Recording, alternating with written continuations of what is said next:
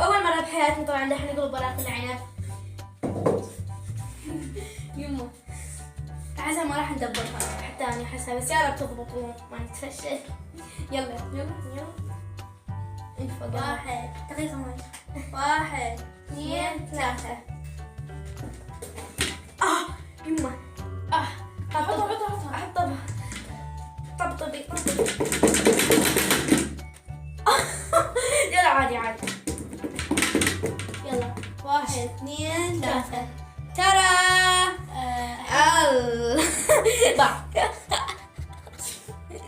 يلا عادي. خلينا نسوي هيك شيء. يلا خلينا نذوق هسه. نذوق.